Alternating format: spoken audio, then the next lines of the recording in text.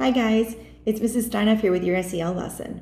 This week for SEL, we're going to be talking about how to be a good sport.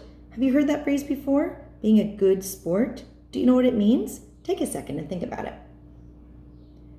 When I hear the phrase, being a good sport, it makes me think about people who are kind to their teammates and themselves in a game or competition, even if they win or even if they lose.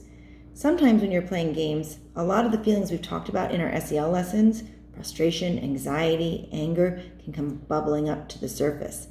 And sometimes what we say can make other people have those feelings too. When you're a good sport, you focus on the bigger reasons you're playing the game. The fun, spending time with your teammates, the exercise, the practice you're getting, and not whether or not you win or lose. Winning and losing is important. I understand that it's an important feeling for you. But hurting each other's feelings when you're playing a game makes the game less fun for everybody. And being a good sport is saying the kind things that the other team need to hear in those situations, whether you've won or you've lost. If you're on the winning team and you say to the other team, "Ha, that was easy," do you think the other team's going to want to play you again? Or if your team is lost and you say to the winners, "You cheated, we don't even like playing with you," do you think they're going to want to play with you again? I don't think so. Neither of those phrases are what good sports say.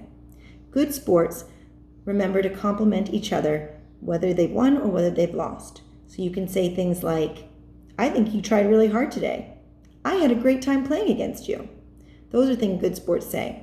It's not easy, and sometimes you might need to use some of the SEL tips we've talked about: belly breaths, counting to 10, saying something positive to yourself before you can say something kind to somebody else. And that's okay. Just remember that being a good sport makes the game more fun. I have a story I'm going to read to you called Franklin Plays the Game. And while I'm reading it, take a listen to see if you can hear any times that Franklin and his friends are being good sports or if they're being bad sports. Here we go.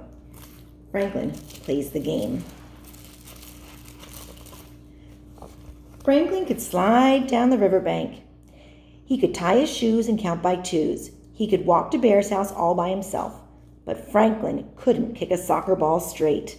That was a problem because Franklin wanted to be the best player on his team. Franklin loved soccer. He liked the running and the dribbling. He especially liked the uniforms. He wore his purple and yellow jersey and matching shin pads even when he wasn't playing soccer. Sometimes he slept with his soccer ball and dreamed of scoring goals. Before every game, Franklin practiced in the park. He kicked the ball with the inside of his foot again and again. He did warm-up stretches and cool-down walks. Still, Franklin had trouble. Couldn't run very fast, even without a soccer ball between his feet. And when Franklin kicked the ball, it never went where he intended. Uh-oh.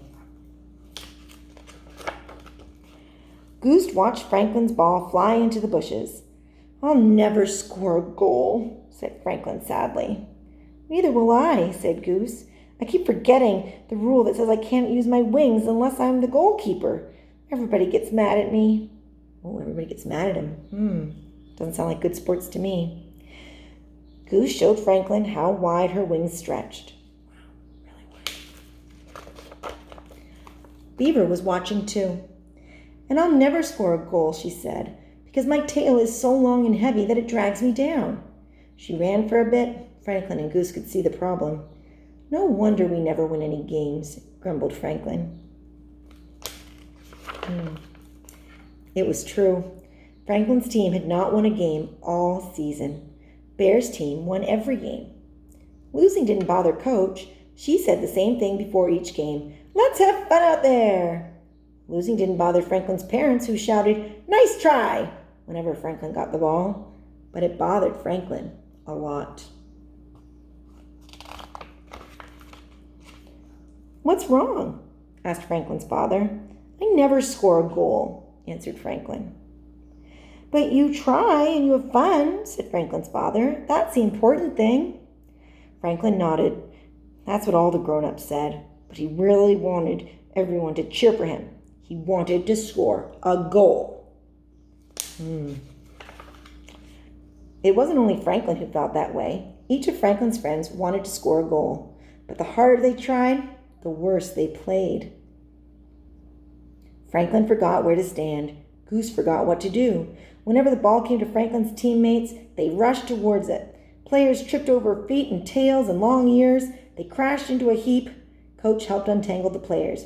You have to work together as a team. You have to share the ball. They're not being good sports with each other. They're not playing as a team. But it wasn't easy to do. Their team lost again. It made the players feel sad. Franklin huddled inside his shell. Beaver tucked her tail in, and Goose folded her wings. The other team crossed the field to shake hands. Shaking hands is what good sports do. Franklin's team are not being good sports. "Nice try," said Bear. Franklin didn't come out of his shell. Bear bounced the soccer ball up and down. "Come on out, Franklin," said Bear. Franklin poked out his head. At that moment, Bear's ball was coming up. Franklin bounced the ball off the top of his head. It went flying straight to Goose. She spread her wings. "Saved!" Franklin shouted. Beaver was so excited that she flapped her tail up and down. "That's it!" cried Franklin. "What's it?" asked Bear. Franklin smiled at Beaver and Goose. "I think I know how we can score goals," he said, patting his head, "but it will take some teamwork." Every day, until the next game, Franklin and the team practiced in the park. Coach helped them work on a special play. They giggled and laughed and dribbled and bounced. They played in the rain and slid in the mud. One day, Bear came by. "What are you doing?" he asked. "Just having fun," said Franklin. He could hardly wait until the next game. It was time for the final game. The teammates huddled together. "Let's show them what we can do," said Franklin. But within the first minutes of the game, Bear's team scored a goal. "Team," said Coach, "it's time for your special play." Goose went into the goal. She used her wings as much as she wanted and made 3 spectacular saves. The crowd cheered. Goose spotted Franklin on the field and tossed the ball to him. It landed on Franklin's head. One strong bob, and Franklin sent the ball soaring to Beaver. With a swish of her tail, Beaver passed the ball to Rabbit. He lifted his big foot and kicked the ball into the net. Franklin's team scored! The teammates jumped for joy and hugged one another. For the rest of the game, they played their best. Franklin even headed the ball twice, but nobody on his team scored again. Bear's team scored one more time to win the game. Coach gave all of her players a ribbon. "You should be proud of yourselves," she said. "You worked hard as a team, and you all helped score that goal." Franklin's parents invited the team out for a treat. "Why?" said Franklin. "Our team didn't win." "You look like winners to us," said his father. Franklin had to agree. They were tired and dirty and happy. Sure signs of a winning team. On Seesaw, you'll find an activity sheet where you can put phrases into whether or not they're phrases good sports or bad sports say. Give it a try. Bye.